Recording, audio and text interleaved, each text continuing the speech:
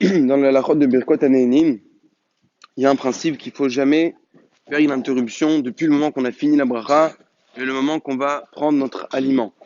C'est pour ça que si jamais on va prendre quelque chose qui est trop chaud ou trop froid, il ne faut pas faire la bracha dessus. De peur que quand tu vas finir la bracha, après ça tu vas t'apprêter à le prendre et tu vas voir qu'il est trop chaud et tu vas attendre comme ça. Et normalement, le hatrila, il ne faut pas attendre le temps qu'on puisse dire Shalom Aleichem Rabbi. Donc un moment très court. C'est pour ça que la personne, elle doit quand elle a décidé de faire la bracha, il faut qu'elle a vérifié avant de faire la bracha que son aliment, il était déjà prêt à être consommé. Mais s'il s'est arrêté plus que ça, si Bediavad il a déjà fait, alors à ce moment-là, il ne doit pas refaire la bracha puisqu'il n'a pas parlé. Par contre, s'il a dit un mot entre le moment de la bracha et le moment qu'il va manger, alors même s'il a dit qu'un seul mot, ça s'appelle un hefsek, ça s'appelle une séparation. Donc s'il a dit un mot, aucun rapport, et comme ça, il a parlé d'autre chose, donc ce que là, il devra refaire la bracha. Par contre, s'il a parlé, il a entendu un kaddish et une gdusha, entre la bracha et le moment qu'il a mangé, ou bien il a entendu une autre bracha, il a répondu amen, normalement, il ne devrait pas répondre. Il devrait vite manger et répondre. S'il pourra répondre. S'il a raté, il a raté.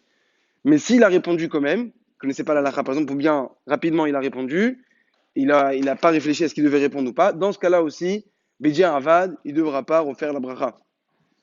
En rapport avec ce qu'on a dit que l'aliment il doit être prêt, on dit sur notre Rav Alav Shalom que jamais il faisait la bracha sur le café quand on lui servait un café ou un thé, jamais il faisait la bracha directement. Il attendait jusqu'à qu'il devenait beaucoup moins chaud et après ça il faisait la bracha dessus pour ne pas arriver à un gader, pour ne pas arriver à quand il fait la bracha encore le café il n'est pas encore prêt.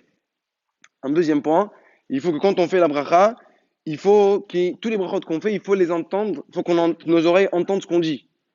Donc pas seulement dire avec les lèvres, mais il faut que ça soit assez fort que nos oreilles ils entendent. Maintenant, si Bédiarvad, on a fait, mais on n'a pas entendu à nos oreilles, Bédiarvad on est quitte. Maintenant, si on a juste fait Beirour à lèvres avec la kavana, là, la bracha, elle marche pas.